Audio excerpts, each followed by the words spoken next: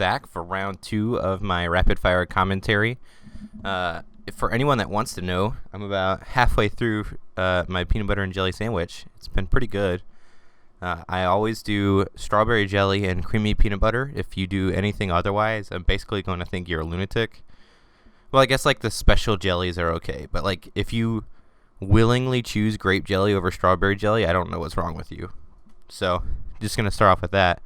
But shifting the pace here.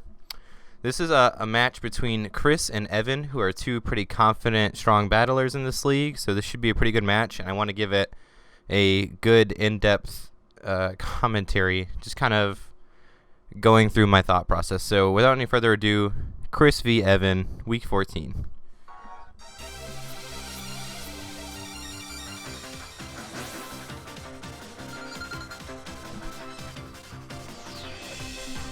So Evan leads off with the Racerhead, and Chris responds by leading off with his Raikou. So we're gonna see if Evan is scarfed, or well, I guess we'll find out. I would assume either a U-turn or spikes if he was going to go for a move. Okay, so he withdraws. So what this either means is that Greninja is not scarfed, or that Evan wants to hide the fact that it's scarfed for now, because he may be fearing a scarfed Raikou. So Davy Jones comes in. Whatever that was didn't do very much, so Davy Jones is just fine. Resist that Volt Switch. Raikou can get someone that is more capable of handling this Delmise in. Davy Jones, the Delmise, just goes for an Anchor Shot, which shouldn't do too much to a Moltres. Yeah, it doesn't. Moltres can no longer escape, but it's not worried about that.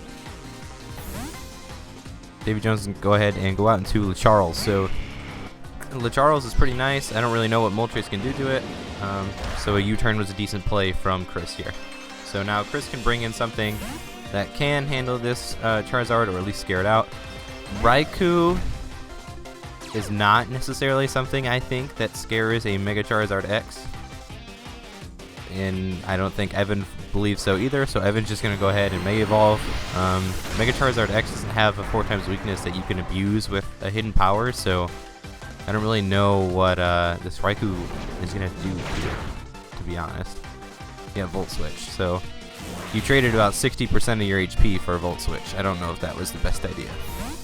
So he's going to go ahead and switch out into Landorus, so he's going to get this Intimidate off. It's something you probably could have done initially, and then, you know, scared this Charizard out, but to each their own. Pink Lemonade is going to come out, probably built specifically to wall this Landorus. Rock Polish, okay, that's pretty scary. I don't really know the capability of a full HP, full defense investment Crobat, but if it could take a well, now we're Swords Dance, so we've got a Double Dance Lando here. And this Brave Bird's going to come out. I imagine it's going to hurt about half, yeah. Respectable damage from Pink Lemonade. He's going to get some Black Sludge leftover, or Black Sludge recovery. And Chris is just going to go ahead and Z-move out here. He double danced and Z-moved. He just wants to get things rolling. It might be a little overkill to Supersonic Sky Strike this. Well, I guess if he's double dancing, he's got Fly. His other move is likely Earthquake, so this is his only choice at hitting this Crobat. So, knowing from the very beginning he would have to Z-move this Crobat, he double danced. So, that's one way to get rid of a Crobat, but now this means that Davy Jones probably walls you, because you're going to have to Fly, which is going to have to take 2 turns to happen. And he assumes your other move is Earthquake, so he's going to switch out into Lucky, predicting that you're going to swap, but you don't. You're just going to go ahead and Fly. So now Evan knows a Fly is coming down next turn, and he can hit you with whatever he wants. So you're going to hit him with a Fly.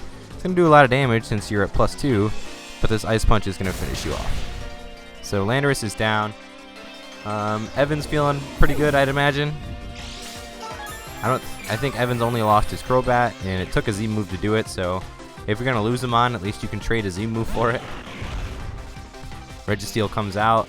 Lucky might struggle to take on Registeel, but Evan recognizes that Registeel would also struggle to take on Lucky, so he's going to take this opportunity to just throw up some stones. Seismic Toss is going to come out, bring Lucky just above 25%. He's going to get some leftovers recovery. Lucky may have his own, what's it called? His own healing moves, but we know that he has Stealth Rock and Ice Punch at least. Registeel now follows suit and sets up his own rocks, so each side has rocks on the field at the moment. Charles is out, so didn't take any rock damage yet, and we're going to start dancing.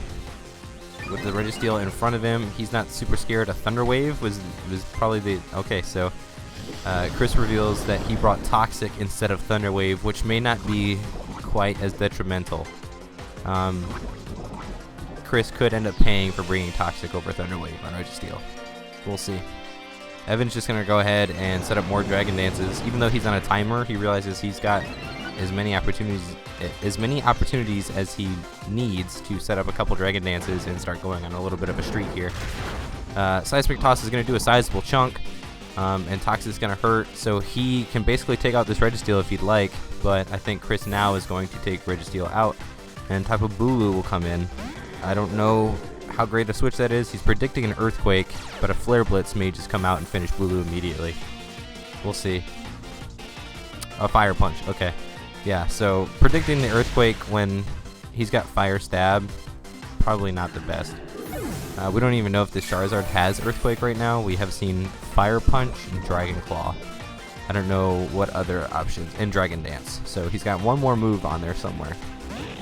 Registeel is going to come back out. You may have Protect, otherwise you're just going to take a lot of damage from Charles. Okay, so Evan might have thought a Protect might come out or something along those lines, so he's going to go into Davy Jones.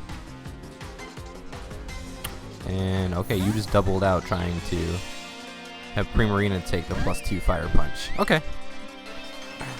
So Dhelmise is in a much more favorable condition, or yeah, much more favorable position, I should say. Primarina's got to get out of there. Moltres is not very scared of anything Dhelmise has, but it is very scared of those rocks. So it goes down to 60 HP from rocks. Power Whip won't do a whole lot, but considering he's only got 60 HP, that is a lot. He does get the Flame Body burn, which he's gotten quite often, I will say. That Flame Body is really working out for Moltres. And he's got an Iapapa Berry, so he's feeling pretty good. That's a decent play from Chris there. So he doesn't even have to roost up this turn, but he likely will. Either, if I were him, I would switch out or roost up. Gardevoir is going to come out, and Evan always running Trace on this Gardevoir. Oh, he didn't run Trace this week.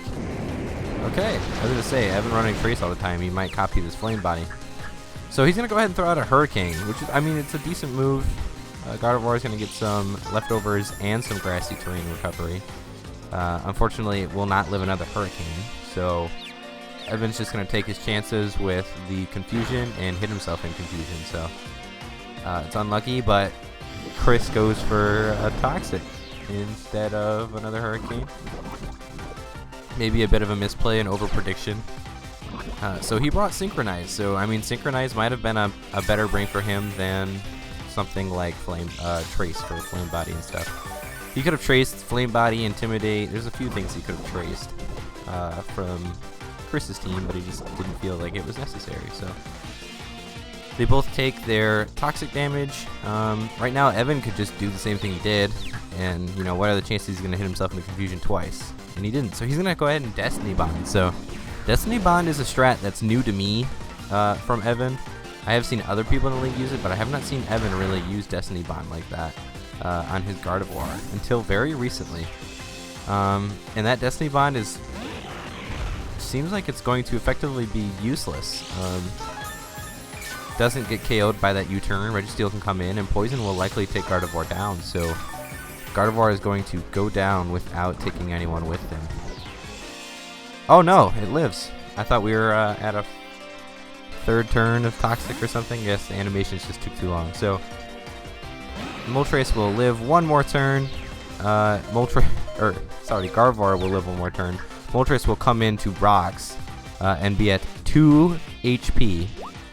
This Gardevoir could have KO'd the Moltres, but Evan probably didn't predict a play like bringing in your your Moltres right now. That's a little bit of a risky play. So Gardevoir holds on for another turn, and Moltres goes down to Toxic. So that's a good series of turns for Evan. I think Chris might have gotten too antsy with his predictions and stuff, and actually ended up ruining his own strategy and making his Moltres take much more damage than it needed to. Gardevoir is packing Will-O-Wisp this week, so this is a pretty nice Gardevoir set. Heal Bell, Will-O-Wisp, this is kind of a utility. Oh, so okay, Chris did bring Thunder Wave on his team, but he chose that Toxic was more important than Thunder Waving that Mega Charizard earlier in the battle. So Gardevoir is paralyzed, Registeel is burned. Gardevoir sitting very low, but it looks like Registeel doesn't want to stay in, so Primarina will come out. We're going to see what this Gardevoir wants to do. Snaps out of Confusion and Destiny Bonds, so it really depends on if this Gardevoir is faster than Primarina or not, whether this Destiny Bond is actually dangerous. If Gardevoir is faster, then it will use another move. Okay, so it's not faster. Primarina will Hydro Pump this Gardevoir and get taken down. So Evan seems to fancy the Destiny Bond utility Gardevoir. He might use it again in the future. We'll see. So Lucky comes out, not sitting at too much HP, and Registeel comes out sitting at much more. So they each take their stones damage. This is competitive battling. You're all going to take stones damage. And Lucky's going to go for a Healing Wish, I expect, into his Charizard. And Charizard's going to do exactly what he did earlier in the battle and start setting up Dragon Dances right in front of this Registeel. Chris may have made could have made like a crazy prediction and expected this and gone into something that would scare LeCharles setting up. If he still had his Landorus, that would be nice. I think he sacked off his Landorus too easily.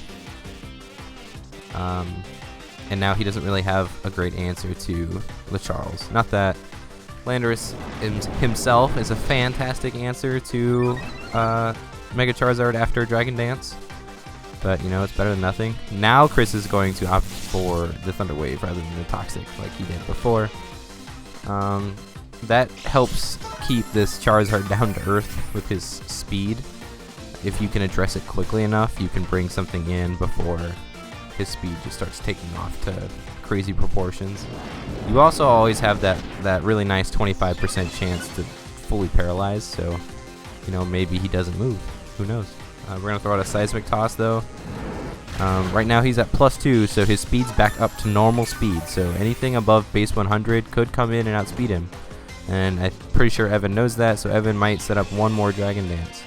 Nope, he's just going to go for a Fire Punch. So while Charizard is paralyzed, like I said before, he's sitting at base 100 speed. And Raikou, yeah, so Raikou can come in and outspeed, except I don't really know what Raikou has that can do over half to a Charizard X.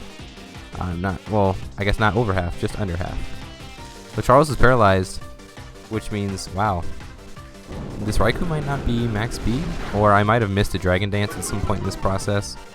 I may be doing some some mistakes in this commentary, but we'll see. So LeCharles does outspeed at +2, and Raikou goes down. So LeCharles had a big week. Evan had a good week, and I think that makes Evan that gives Evan the first spot in standings at the end of the season, except he doesn't get the first seed. He gets second seed because he lost his head-to-head match against Jacob. So both of these guys are heading into playoffs regardless of the outcome of this match. This just kind of helped sort out seeding. So Jacob versus Chris, because Jacob is first seed and Chris was fourth. And then it's Evan v. Zachet. So those are the playoff matches you guys are going to be looking forward to next week. So tune in next week to see how they go. Bye.